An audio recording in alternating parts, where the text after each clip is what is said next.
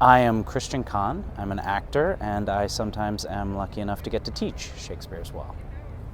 A lot of actor friends I have had these kind of watershed moments when they're 4 years old and their parents read to them or they go see a production. But for me, I had initially a lot of resistance to Shakespeare. The first play I remember reading was Julius Caesar in middle school, and I just found it to be this kind of impenetrable mass of politics and rhetoric and things that I wasn't particularly interested in at the time. But then either later that year or the following year, I can't remember, I read Romeo and Juliet in class.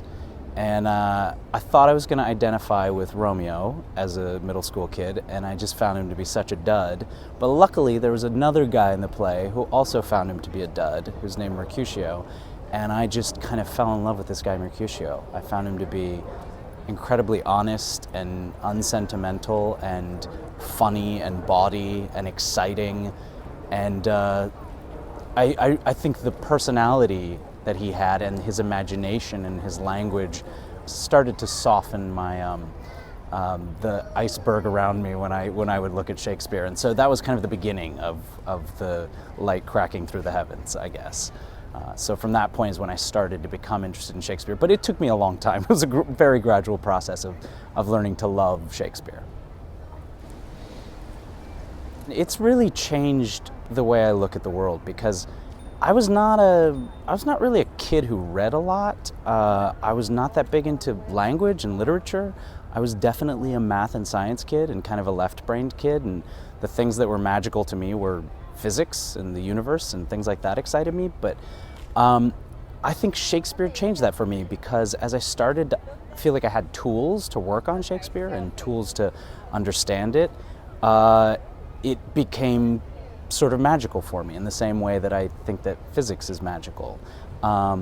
So it changed the way I look at the world, in that I now am a big lover of words. They affect me in a way that they never affected me as a kid.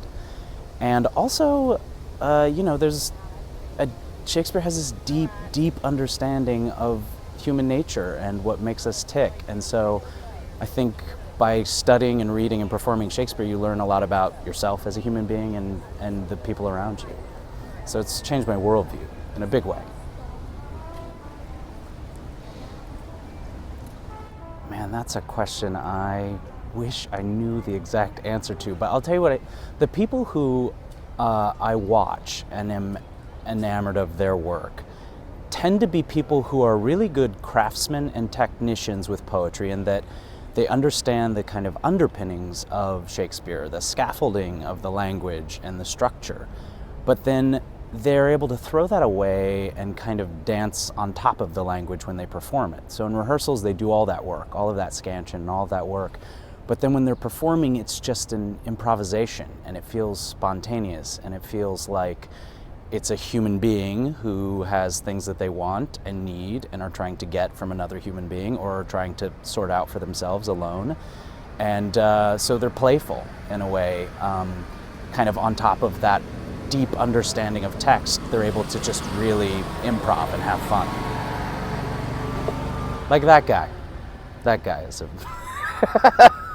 he's a deep technician, but he's also very spontaneous. This is a monologue that I used to audition with when I first got out of school.